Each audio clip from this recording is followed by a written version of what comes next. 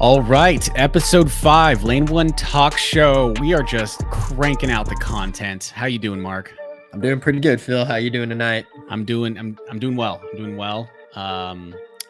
Just got done with some Olive Garden with the family. And yeah, it is currently Friday, so we're looking forward to the weekend. How about yourself? Yeah, same thing. One thing I love about doing these on a Friday night is it keeps me grounded in the sense of I'm not trying to head out or I'm not trying to go do anything debaucherous, for lack Right. of a better word. But one question I got to ask you, how many breadsticks did you crush tonight? Over, under 5? Oh, under. Oh, you watched it figure? Well, I don't know what it is. You're looking at, age 21, 22, Cal Poly version of myself. I could crush a whole basket.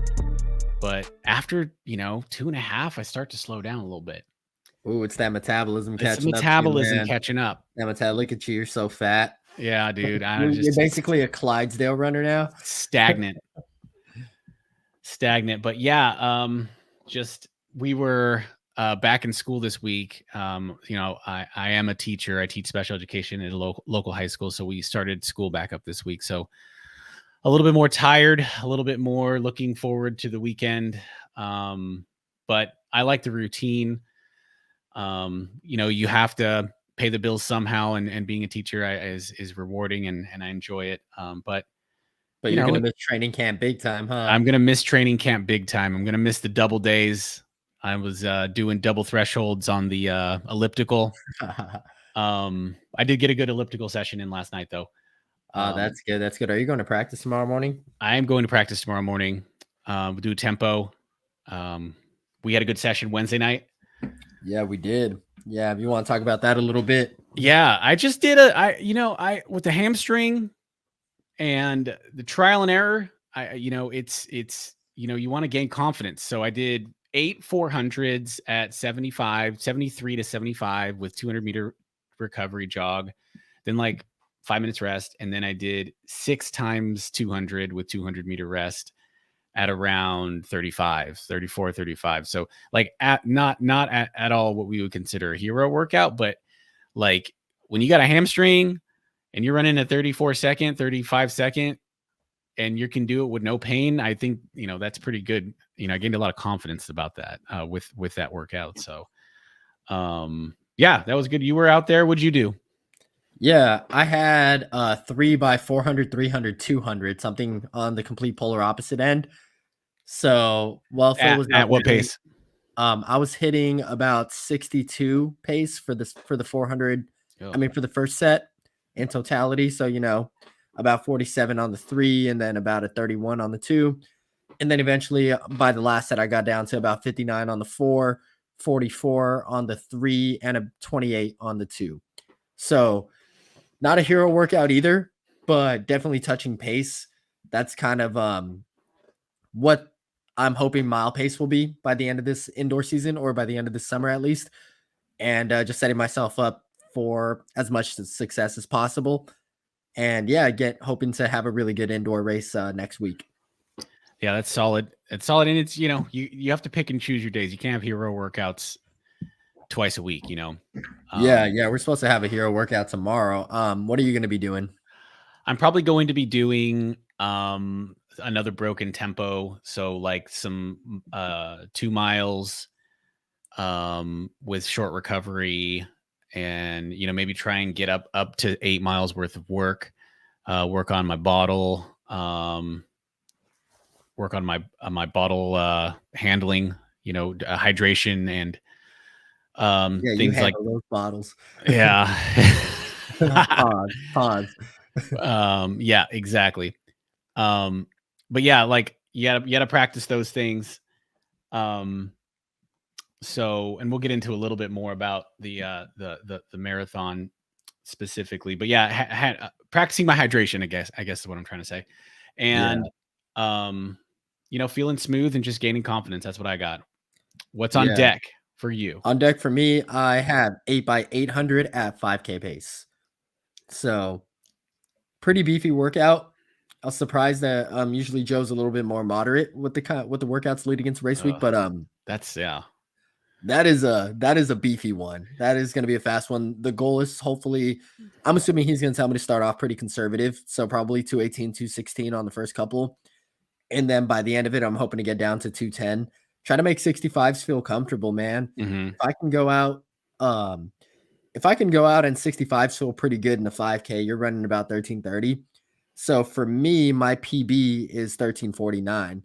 So that's 66 points, just Mm-hmm. about. Yep. I think when I did run that, I ran about maybe like 265s to start off, clipped off 67s the whole way through, Mm-hmm. and then closing like a 62, and that came down to about a 1349. So Yeah. ideally, if I can clip off 66s comfortably for the whole race and then close again 61, 62 in the last 400, you're talking a sub 1340. Yeah, Yep. sub 1340 there. So that's kind of what I'm hoping for. Yeah, getting comfortable running 65, 66 seconds is very helpful. Yeah. Because, you know, with pacing and you never know with what these rabbits are going to do, if there's going to be one, you know, you could have Yeah. a 62, you know, you could have a 67 in there. So having something, you know, if you're in 64, 65 second shape, that 60, you know, those 63s are not going to be like absolutely redlining if you only have to do one or two of them. Yeah. Do you remember that San Francisco Distance Carnival race that we had back in 2018 when Ooh, they ran the yes. 80 to the 5K like midday? It was like 75 degrees and humid, Yes. and we had a pacer. And right when he steps on the line, the first thing he said is I haven't ran in 2 years. And we're like, wait, Yeah. what? And he was supposed to take us through the mile in 428. And the way we got to 428 was so unorthodox. We went 70 through the 400, then a 65, and then he DNF'd. And then another guy got antsy. So we ran a 67 from there. And I think we came through about like 432. Oh So we man. wound up running like an accordion for the first mile. I don't know. I think you got second that day. You ran like 14:12. I was in the B heat, dude. No, you're in the A heat with me. Are you sure? Yeah, I ran 15:01. Oh. I exploded. That was Oh the man. my slowest 5K of my life. Oh Was wow. that day because Are you we sure? I feel yeah. like I was in the B heat. Nah, you weren't in the B heat. I think I you ran got like 14, 19, something like that. 14, 13. yeah, like 14, 13, but it was just hot and humid that day. I think a guy from like Boulder Track Club won it with like a 13:58. Yeah. I like that meet, dude. Well, they do it. They do the fast heats midday so that the coaches can get over to Stanford in the evening. Yeah, they don't do that anymore, man. No, They they don't don't do do it. that anymore. They don't do it But anymore, but they did. They did back then. yeah, but not to go too much down a rabbit hole. I can talk about track all day, but Right. we have an important event coming We up do. outside of the indoor season. Even more important, we're talking about the Olympic trials for the marathon Yes. coming up. What day is that, Phil? It's Saturday, February 3rd, 2024. Coverage starts on NBC and Peacock 10 a.m. local, 10 a.m. local, which is 7 a.m. For most of us here on the West Coast. The men's race starts officially at 10 a.m. locally, and then the women are 10 minutes after at 10:20. So 7:10 and 7:20 respectively for our California people. Yeah, have you had any chance to take a look at the course just yet? I know we've Yeah, talked about it a little bit. We know where it's going to be, but course map has been out for quite some time. Have you been scouting it a little bit on Google Maps? I know yeah, you're a big techie nerd, so yes. that have been Yeah, yes, I have been checking it out. It's a 2.2 mile little loop to start, and then it's 3 8-mile loops around Orlando. And the in Google Maps where you can like drop your little guy yeah. and he's street side. I've been checking out some of the neighborhoods. It goes through some residential. What's interesting is that USATF had a webinar on the course, and about the guy who designed the course was talking. And downtown Orlando is actually a lot of red brick road, which is it's beautiful for like tourists, but it's like awful to run on. So that was one of the challenges they had to overcome. So I think the course avoids the red brick, but there might be a couple patches. I don't think there is going to be much red brick though. But the course is flat, so it's very spectator friendly. It does loop. There's one solid hairpin near miles 3, 11, and 19. So that'll be, especially like the mile 19 one, that could be a little bit of a Mario Kart, red shell. But yeah, from what I can tell, it has a long axis in the middle with some looping on the ends. It goes near a lake. It starts and ends near a lake near the Disney amphitheater, Lake Eola Park. So from what I can tell, it's going to be a good course. It's very well set up. They have hydration stations. I have personal fluids. I will be having Martin sports drink, the Martin Sports Drink 320. I'll be having some of it caffeinated, some of it uncaffeinated. And they actually have Martin gels on course. So I won't have to stash them in my pockets like I did at Houston. So that was a big dub because I've been training with Martin gels. And then the weather, checked out the weather. It's historically in Orlando this time of year in early February, we're looking at low to mid 70s for the high, and low to mid 50s for the low, and with 70 to 75% humidity, which is balmy. That's warm. But it can get as high into the mid 80s too. But it can get into 60s. Huh? That's mid 80s is cooking, man. Mid 80s is cooking. And USATF did release, I forget exactly what the thresholds are, but there's like thresholds for race cancellation and postponement. And it has to do what they call the wet bulb test, which is a combination of sun exposure, ambient temperature, wind, and humidity. It's an entire calculation that the athletic training staff looks at. Hopefully it doesn't get to that point. They've sent out a ton of advisories on hydrating properly and stuff like that, and I've been practicing that stuff. Hey man, at this point, if there's any delays, that just plays more and more into your favor. I know, man. I've just in my head, I want it hot. I want it, uncomfortable. It's, that's just going to help me out, Yeah. The more people you hear complaining about the weather, the start time, all that kind of stuff, that's pretty much music to your ears at this point. Love it. Yeah. I've just been mentally prepared from, as soon as they announced the location and the time of year, I was like, oh, it's going to be humid. So, yeah, so that's the basic overview of the event. And again, we're qualifying for this is the qualifying event for the Olympics, right? So, yeah. This is the trials. This is the trials. The top 3 men, top 3 women will represent United States in the at the Olympics. And there was a caveat with that. We were looking at the research there in the rules, and not to get too much into the minutia, but the US actually only has 2 spots for men currently, but as soon as the qualification period for the Olympics for Paris closes on May 5th, they're going to look at all the performance standards, and the US will likely fill a full men's team. And there's a published document. USATF just released the selection procedures. It's super wordy, and it's like 400 level reading. So it's on the website if anyone wants to go see it. But for all intents and purposes, top 3 across the line represent the United States in Paris in the Olympics. And I'm super excited to toe the line there. Yeah. So looking at the qualifying standards for this event, it was 218 for the men, 230 or 237 for the women. And if you want to qualify in the half, it's about a 63 for the men, 112 for the women.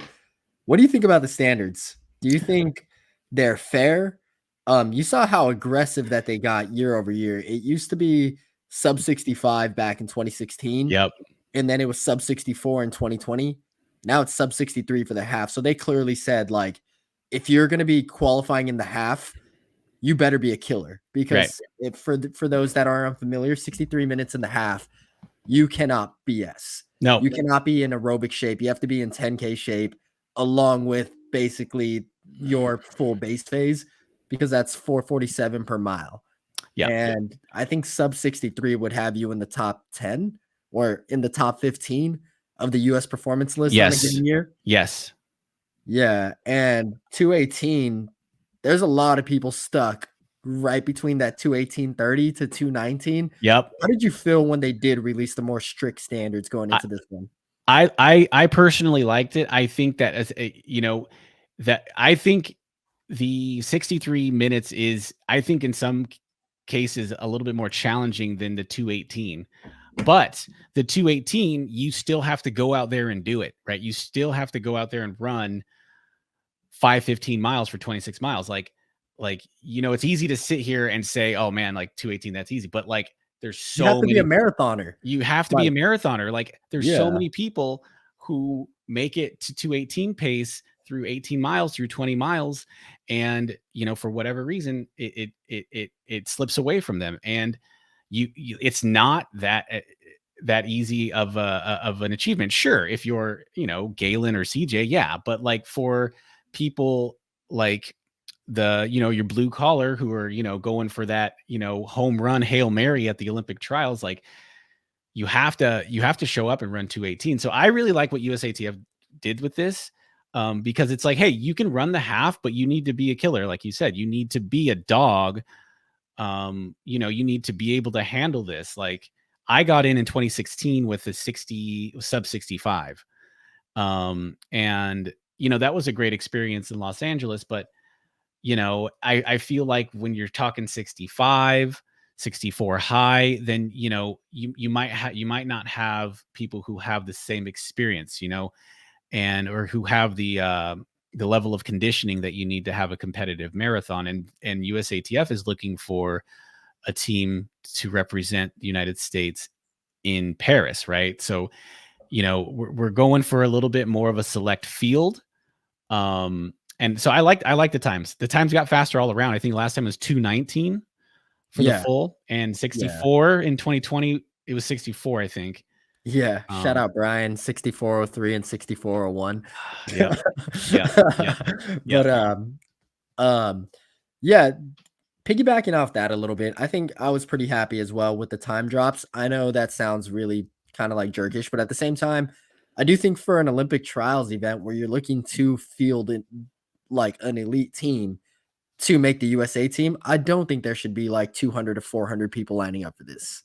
Yeah. Like, you look at the rest of the events, in reality, if there's 200 to 400 people lining up for this event, there's probably a good 300 people in those events that aren't going to contend at all. And then there's going to be another 60 from those 100 that probably aren't contending at all.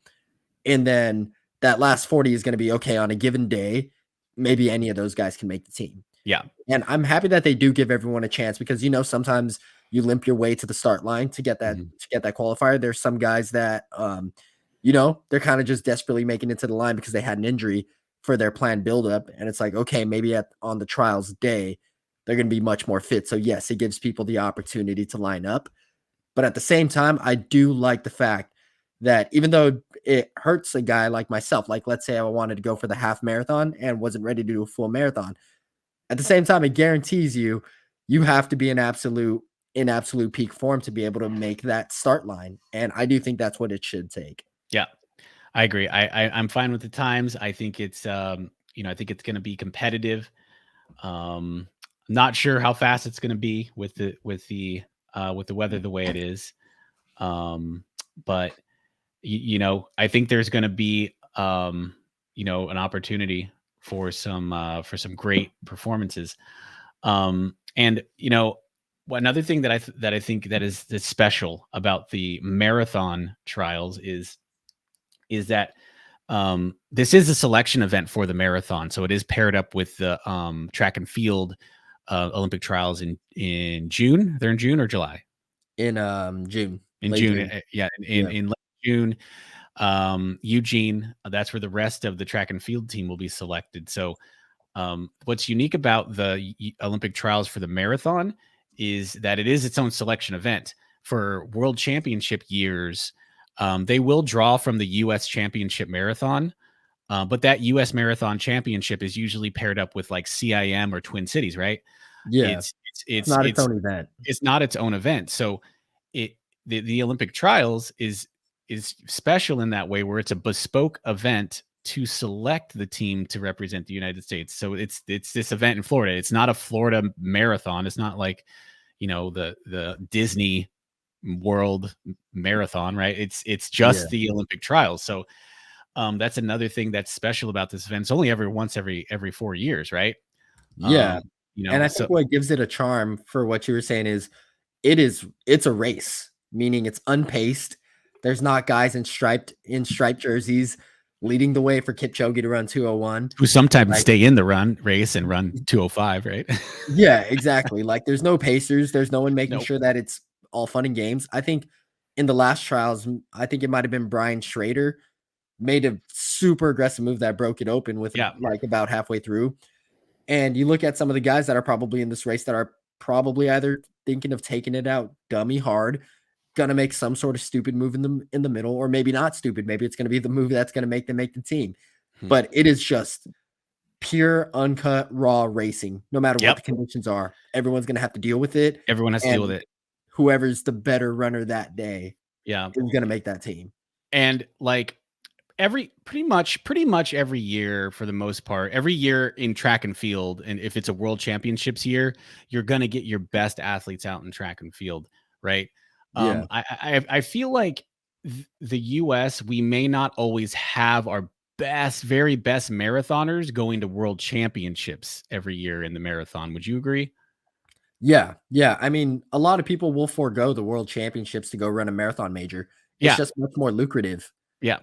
Yeah. So Like, so yeah, I think that's another special thing about the marathon too, is you literally have the best marathons in the country, best yeah, marathoners in the country, where at the US champs, you may not, Twin Cities or CIM, you may not have your top 4 or 5 marathoners show up, or maybe you might get one of those guys, one of those girls, but it's going to be it's you rarely get like, yes, these are the best marathoners in the country lining up the US champs.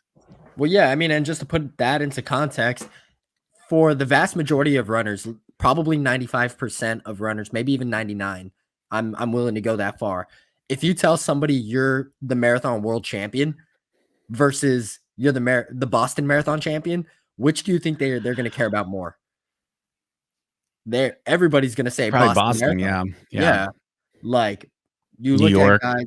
Yeah, you look at guys like Scott Fauble, probably like he'll probably take those top American finishes at Boston any day than a world like top American finish at a world championship.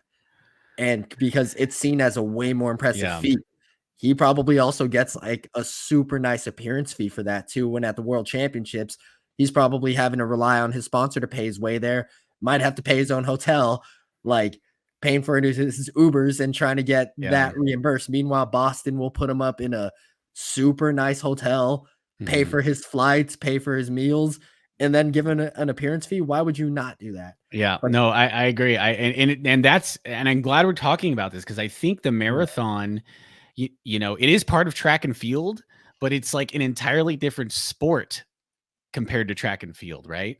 yeah, Because I would say the world majors are going to be in line kind of with maybe your Diamond League, right? Um, to a certain degree, because like, I don't think people are going to necessarily forego the world champs to run a Diamond League, because I think the Diamond League's yeah, pauses, right, for the world champs. yeah, So you're not,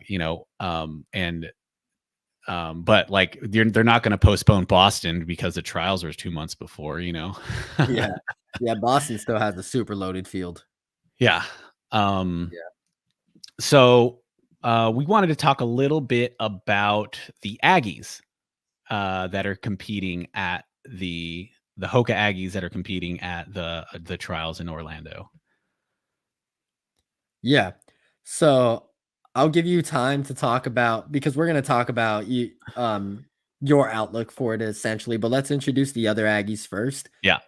First person that we got on the list, our boy Swarnjeet. Yep. I got it. I Boy, got boy, it. Al. Yes, Swarnjeet Boyle. He is an engineer working full time. He's also a cross country coach. It looks like he's making waves over at his old high school. Mm-hmm. And the dude he's a specimen once it comes to training. I've never seen anybody be able to go like pretty dang hard on mileage like that and just be able to get up to go do mileage in the way that he does. And what I mean by that is, back when I used to train with him, the guy used to get up at 5 a.m. to go for a 13-mile to 17-mile midweek long run and then go to work full time, like 9 hours, come back, and then go for a 9-mile run with me. And then looking at his Strava now, he does that a little bit less to a degree, but if he's singling and he's doing a 13-mile run before work and before practice, and he's getting up super early to do it, he's still doing like 13 miles at 6 flat. And for him, it just makes all the sense in the world to be doing that. He's not someone that you have to like pull his hair or hold his hand to be like, Right. yo, you need to be hitting these high mileage. Yeah. This dude, to him, it just makes sense. And his qualification blew me away. Yeah. I did not expect that he can run 2:16:30. Yeah. And he was, I mean, he was pretty casual about it when I talked to him. Yeah. You know, he was just like, oh yeah, I was just like sharing bottles with my friends, and yeah, it was very impressive. Yeah, I remember leading into it, he was hitting high mileage. I'll give him his credit there. And because I know he's just a dog, but when I was talking to him prior to that, he goes, I was like, did you know you were going to be ready for that? He goes, well, I did like 2 fartlecks and then a 10-mile tempo at like 5-minute pace, and I knew I can do it. He's on, I got to about 13 miles and I was like, oh, this is in the bag. I was like, what? Like, you have to have unwavering confidence to be able Yeah. to step into a race, especially the marathon, and halfway through be like, oh yeah, this is in the bag. And running a 2-minute PR when your training was less structured than historical attempts. And this guy Mhm. just blew his PB out the water. And that kind of just goes to show, when you keep the main thing and you have that kind of confidence in yourself, you can make some damn crazy waves. Yep. Yep. And so his qualifying time 2:16:33 at CIM in 2022.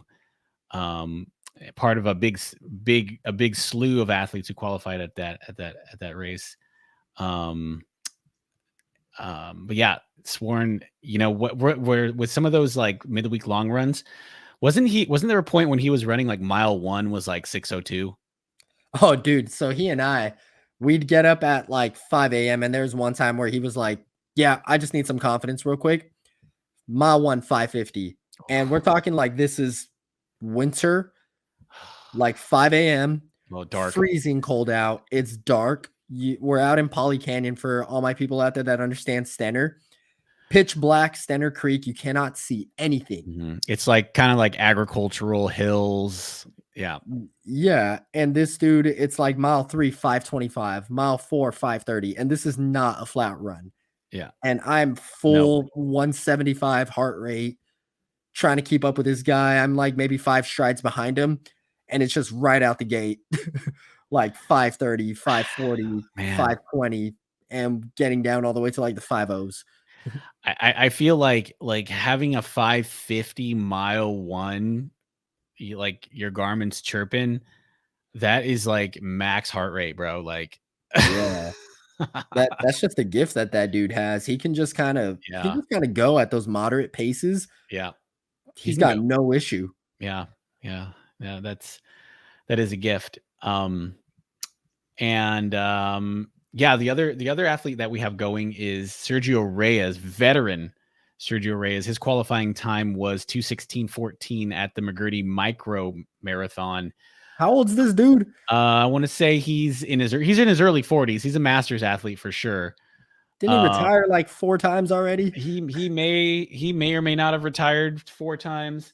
This is his 4th Olympic trials in the marathon. He's a former U.S. champion.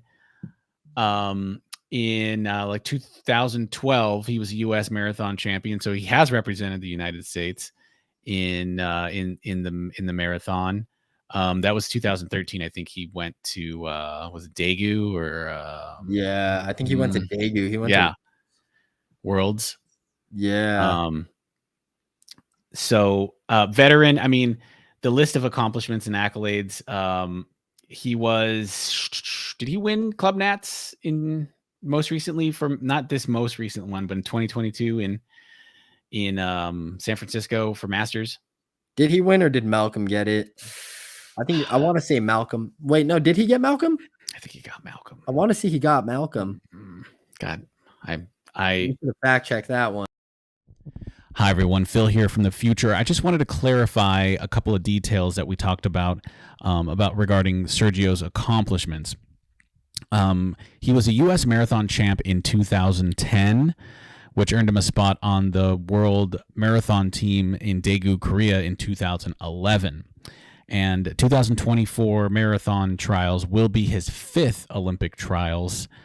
And he did, in fact, win the Masters division in the 2022 Club Cross Country Championships in San Francisco. So I just wanted to make sure that we gave credit where credit's due. And, Sergio has had a very decorated career, and we wanted to just make sure we got all of our facts straight there. So back to the episode. Veteran.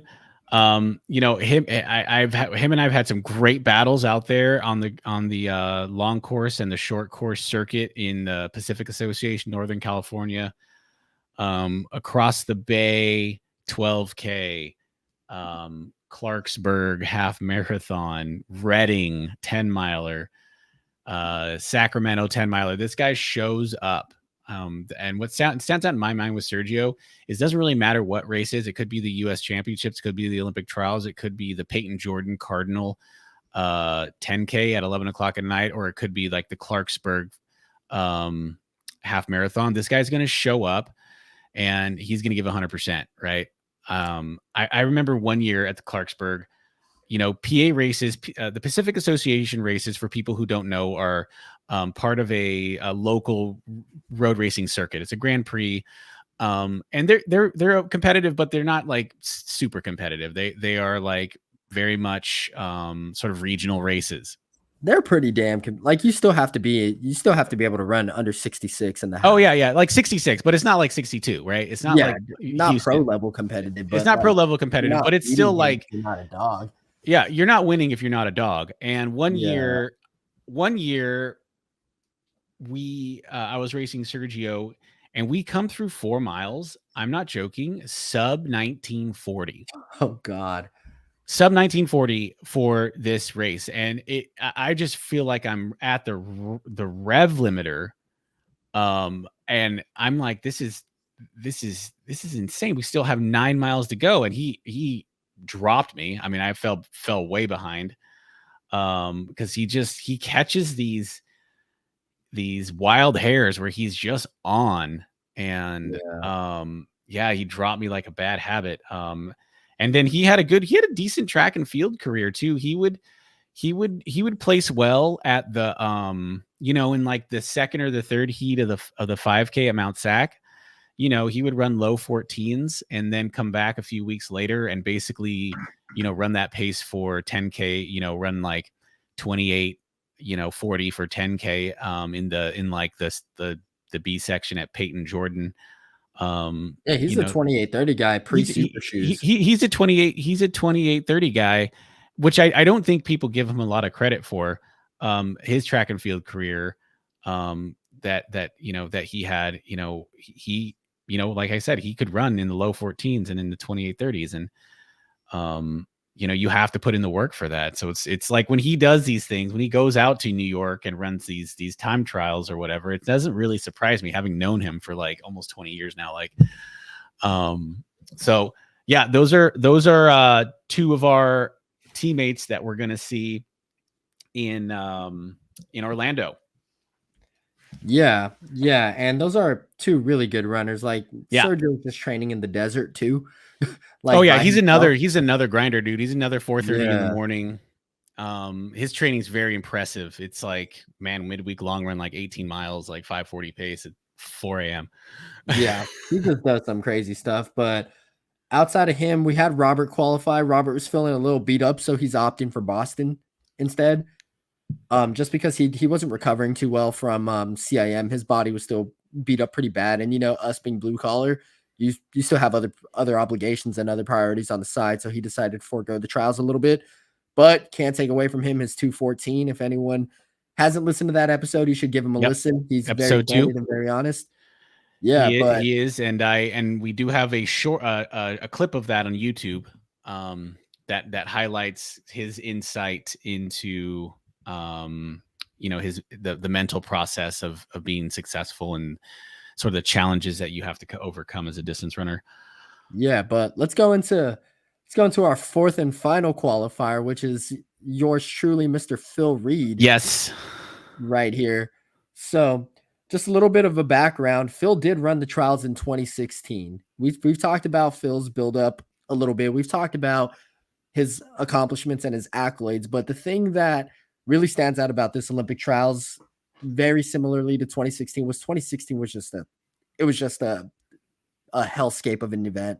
So for people that don't know, 2016 was held in Los Angeles, and they did it around like the USC campus. Mm-hmm. The issue with that was it was 82 degrees at start time. All my LA people know how hot it gets. Oh yeah, just radiating off the concrete. Yeah, and to put it into perspective of just how much of a hellhole that event was, it was the most dropped out Olympic trials ever in U.S. history. Wow. I think about 50% of the field did not finish. And Phil, what place did you get at that one? I was 37th. 37th? 37th at 224. And that was your debut as well? That was my debut because I qualified with a half. Yeah, pre-super shoes. Pre-super shoes. We're in I was in some hyper speeds or we were ASICs back then. So yeah. They had a kind of a cool run of like Japanese racers. The Ekiden shoes. Yeah, they were cool. Yeah. So what are some things you think you can take away from your experience in 2016? And because the conditions were absolutely horrid, and I'm sure that doesn't escape your mind. That was your debut marathon, and you've only run one other marathon outside of that. What are some things that you probably learned from that you can take away for this one? That's a good question. It's going to be managing your energy early on and being within yourself. And to getting the sponges, keeping your core temp down. That was one of my takeaways, and I was pretty naive going into that one. But making sure that you've prepared properly, you've eaten well the night before and the day of. You're taking copious amounts of fluids, and ideally what I've seen some of the pros that have already been in Orlando training, acclimatizing. So I think, in a perfect world, if you're full-time pro, that that would probably be the best suggestion, would to go kind of do a little mini camp on the ramp up. But just having that mental preparation, it's really like LA is retrospectively, it's really hard for me to like jump in the time machine and say like, what would I do differently? Because it was so much carnage out there. Maybe I would go out a little bit easier. I would try and maybe find a pack that was going a little bit of a slower pace early on, because I faded to like 630s, and put that in perspective. I faded to 630s, ran 224, and still got 37th. Like that's how much carnage there was out there that day. But they did play Lose Yourself on the start line. I will never forget that. I remember seeing Galen. He was like 2 rows up from me, listening to Lose Yourself right before the race started, and it's like all the cameras, NBC. It was like it was a surreal moment.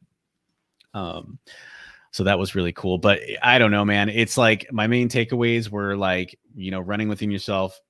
Take care of your body as well as you can.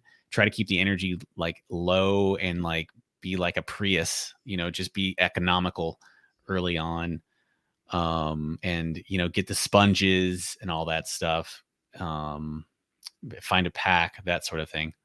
So with that being said, do you anticipate yourself, like if the race gets out hot, do you anticipate yourself kind of being a little bit more conservative and picking off the dead bodies that you expect to be coming back? Or do you think it's going to be one of those races where it's like you have to be there, similar to how Atlanta played out? So Atlanta was Mm. pretty horrid conditions as well in 2021, from what I was told. It's pretty It windy, was I think, right? windy, Yeah. super windy, cold, and hilly. But a unique thing about that race that a lot of people were talking about, so like Jared Ward in particular, was saying that in Atlanta, something he wasn't used to was there was like 40 guys through halfway running about 5-minute pace for the marathon, which is something you will never see because Mhm. usually that's 2:11:30. You're not going to have 40 guys at the trials run 2:11:30 on a hilly and windy course. You said Do you 40 guys? Yeah, like Wow. 40 guys through 65:30. Everybody was in there throwing swings, trying to be a part of that team. So, if something like that were to play out again, do you think you would probably be part of that 40 guys, or do you think you'd probably maybe come through 68, 66 in those areas and try to like pick off the people that die and hope that those warm conditions play in your favor? Do you think this is going to be a situation where it's like I have to go? That's a good question. I'm definitely somebody who at this point kind of understands how much, how much fuel you have left, how much percentage you have left in your battery. So I think, depending on the conditions, it does have the potential to be windy. There has been some days recently where midday, early morning, it was, you know, 20-mile-an-hour winds with gusts up to 40. But I think that also helps factor into your strategy of being conservative, because that wind, especially since the course, the way it runs, you're going to be potentially in the wind for one direction and with it at your back for the other direction. You might have some carnage along those parts of the course. So, in terms of race strategy and execution, I think those are both really good ideas, and I think that it kind of just depends on where I am and how the conditions are. I think if it's really hot, if it's like 80s, I'm probably going to be pretty conservative early on, just because you have to last for 2 hours plus out there on your feet, and like if it's a little bit cooler, even if it's windy, I can probably be a little bit more aggressive. um it's just that Joe Rubio talks about this all the time. Like when you're hot, the your blood is on the surface of your skin trying to cool you, and it's not circulating throughout your muscles as much as it would be if it's cooler, right? Yeah. So it's kind of like, we had this guy, I think you were out there, we talked about, it's almost like altitude, right? Yeah. Poor man's altitude. It's poor man's altitude. So if it's 81 degrees and 74% humidity, it's like low key 6,200 feet for somebody who trains at zero, like, Yeah. so, Yeah, you're gonna feel it quick. you're going to feel it. So I think the temperature is going to dictate a lot of my strategy. And, uh, I think, if it's a little bit cooler, we might let it rip a little bit more. Just because we train when it's 61 degrees and beautiful out at Cuesta College. So, yeah, that's a good question, but that's probably my outlook. It's kind of like dependent on the situation. Yeah. Yeah, I understand that. I understand that. And plus, a lot of strategy comes in the moment, right? You have to be no strategy ever comes perfect. Races never play out how you imagine. So a lot of it's probably going to be improvising on the day, right? Yep. Are you a big what's the word? What's the word called? When you think about the race before it plays out? What is the Uh, word? Visualizer. Visualizer. Yes, that's Yeah, exactly what I'm looking for. Are you a big visualizer for the race? Like I I you am. run a yeah, you run alone a lot. I'm sure it has to play in your head a few times. Are you that way? Yeah, I am. I do visualize a lot. And in high school and college, you get good at it, right? When your races are like Yeah. 1500s and your 5Ks, you can almost like play it all the way out. But I've been kind of playing out segments of the race in my head, and honestly, like my visualization now is just zoning in on the hurt and the what and Yeah. focusing in. Like for Houston, I was so hyper focused on like mile 18, and I visualize those segments, where it's going to be hard. Yeah. And and what am I going to be doing? I'm just going to be trying to keep moving, stay relaxed, keep control your breathing, try not to be, when your chest gets tight, and Yeah. try to be relaxed and really open up your chest and just keep a smooth rhythm. um and lately I've been visualizing more of the hydration stations, just because I'm going to have um my own personal bottles. So, I've been practicing that. I've been, visualizing, even if I'm not thirsty or if I'm feeling good, just still taking a little bit, because it's, Yeah. but yeah, I've been visualizing that. I've been visualizing, um, the early parts of the race and the middle parts of the race, the end of the race. I think once I get there and I get to see the layout, like, I mean, I have been looking on Google Earth, but like once you actually are on the ground and you can start seeing, like, we went to San Jose Rock and Roll, and we start to see the finish line, and we start to see what it looks like with the barriers and everything. Then it's really going to kind of take it's really going to take shape. The race plan is going to take shape. But yeah, I do visualize. um it's it is a lot to visualize Yeah. because it's Yeah. a long race, Yeah, but one thing I really like that you said that could escape people a lot is I feel when a lot of people do visualization, they try to play out how their perfect race would look like, or that they're feeling good every time. I know that was something that I was told when I was younger was imagine how good you're gonna feel. Imagine how you're gonna feel at this point, how you're gonna feel at that point. But I feel like that could set you up for failure. The thing that I really like that you said is how like how it's gonna hurt. Because one thing at the faster you get, the more it hurts. Like, I don't think people understand when we're talking about you running like 5:10 pace for a marathon, you feel like every little bit of that 5:10. You hmm feel every mile. It's not like absolutely. 5:10 feels super easy. Like, it still feels kind of quick. And a lot of those guys running like 450s, 455s, it feels quick. hmm And one thing I think is super valuable is, well, what are you going to do when it hurts? Yeah. Or how are you going to respond when it hurts? Yep. And visualizing those parts. And I think you talking about the things that people don't think about.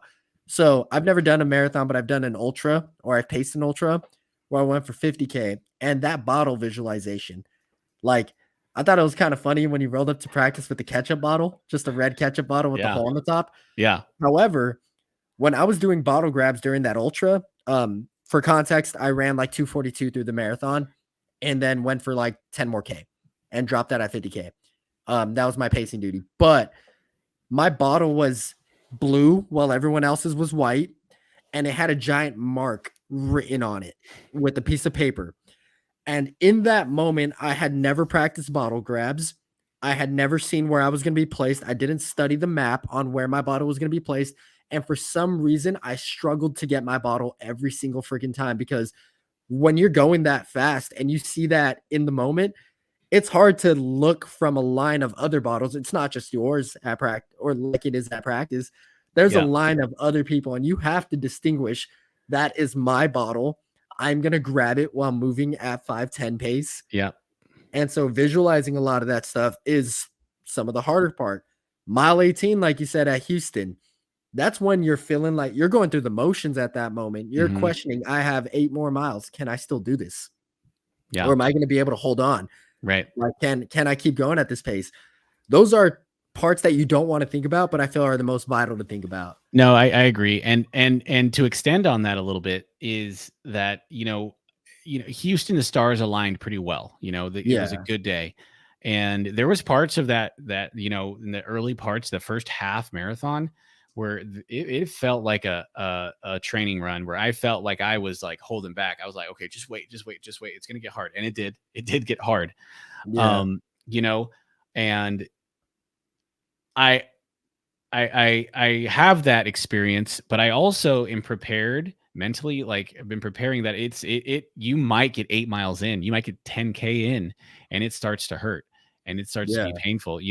I I I've been in the sport long enough to know that, that rare air, that specialness, that I feel like there's no chain on the bike, that doesn't happen very often. And Yeah. especially like Houston, the conditions were so nice. And it's like flat and it's a point to point, and the weather was much better, or it was much cooler than it's probably going to be in Florida. So I've just been like running through scenarios, and it could be rainy. Every time something, oh, it's raining out, raining out tonight. So I was like, oh, it could be raining in Florida, like. So you think about it and you plan, you do the best that you can. Yeah, yeah, definitely. So going into this race, what have been some like source of inspiration for you so far? Like, what are you really going out there looking to achieve? What are you really going out there like looking to prove? What has inspired you to just go out and give it your best? That's a great question. I'm glad you asked it. For me, it's like it's really kind of come together recently. Like we had the Team Read shirts, and I'm starting to see them. Some people at work wearing them. People, friends and family posted on the internet. Thank you, by the way, everyone who's doing that. And even again, if you have not, it's fine. If, that people have been Yeah, I supportive. still need to buy mine. I'm sorry. No, that's fine. Everybody's been very supportive. It's kind of been reflective for me, right? And it's in Yeah. my I've been doing this sport a very long time, and I've been very grateful, and I've been given a lot of opportunities at a very young age, by mentors and coaches and teammates. So to a certain degree, I feel like I'm going out there, and this is paying homage to everybody that has helped me along the way. From youth track and Oxnard Stars, youth cross country, Rio Mesa High School, my coaches there, and someone that in college, my coach Conover, who passed away a couple years. He won the trials in 1988. And he was known as being a very tough runner, tough athlete, and he beat cancer several times. And he coached us. He coached us tough too. He made us tough. We had very successful seasons, top 15, top 10 in the nation seasons. And I've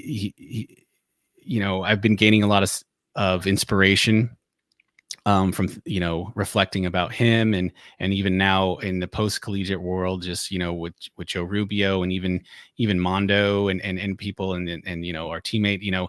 I just feel like, looking at the cross section of my career, that I feel this overwhelming sense of gratefulness, and this this sense to go out there and really represent my family, my friends, my coaches, my running DNA. And that I'm getting a lot of inspiration from that. So people who know me, people who have spent any amount of time with me, have I'm very loyal. I'm very proud of my running DNA, like high school, college, Aggies. I'm proud to have been coached by Mark Conover. I'm proud to have gone to Rio Mesa High School. I'm proud to have worked with Joe Rubio over the years and wear the Aggie singlet. And I look forward to representing that. And also, like, my family, my son and my wife being out there, I draw a ton of inspiration from them as well. Just my son just being able to wear his little Team Read shirt, and to experience that, and we'll have those pictures and those memories for forever. And I just getting a lot of inspiration from that. So it's been very nostalgic, right? Yeah. Like I said, I'm very grateful for the opportunity, and it's like, I feel like you got your whole city, you got your whole town that you get to go represent. And so that's a lot of where I'm getting my inspiration from. Yeah. So with that being said, you said a lot of really nice things about the people in your life. So what would a successful Olympic trials look like for you? What would a successful experience be spelled out like? I think, I'm not going to put limitations on myself. I'm a pretty realistic person. But I think if I can go out there and start the race, and compete to the best of my ability, and represent myself and my family, my team, with pride and poise. I would be happy with that. It's really, it's with this type of event, it's such a different mindset than Houston, than Boston or whatever, right? Yeah. It's a championship race. There's so many unknowns. It's at a weird time of year. Nobody's really done this course before. It's a bespoke event, right? So it's almost like the event itself is a little bit bigger than the race. And so a successful race for me is, I'm not trying to be evasive or anything like that. I want to go out there and give my best and represent, with pride and with dignity and with confidence. And, that could be a variety of different places and a variety of different times, but, I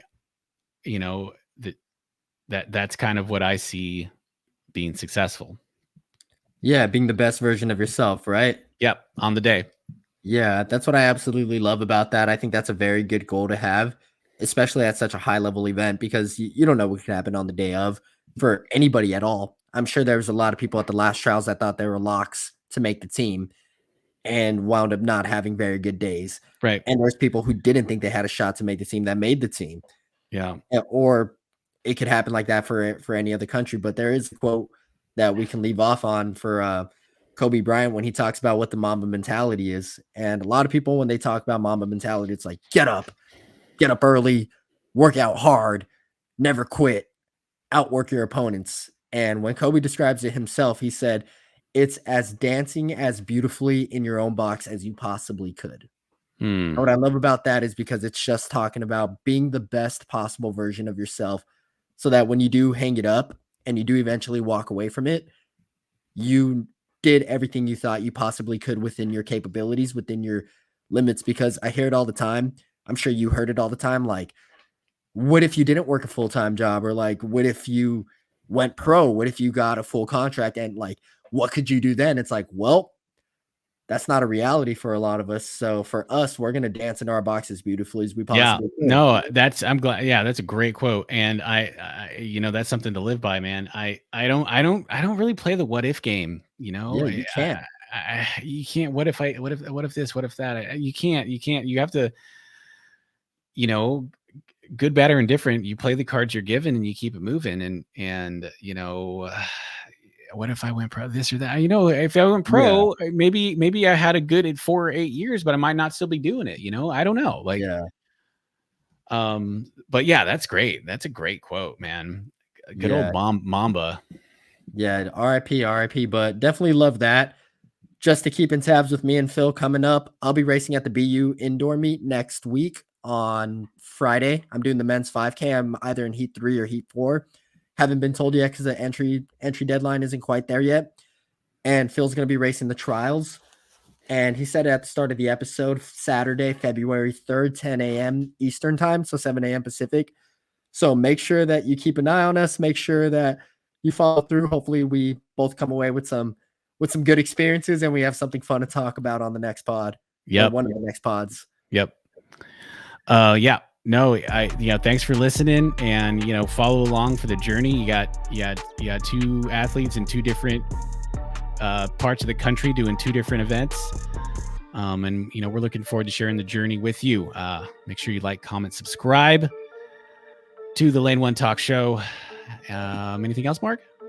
I think we're good there. Yeah, I think we're good. All right. Thanks again for listening. We'll see you next time.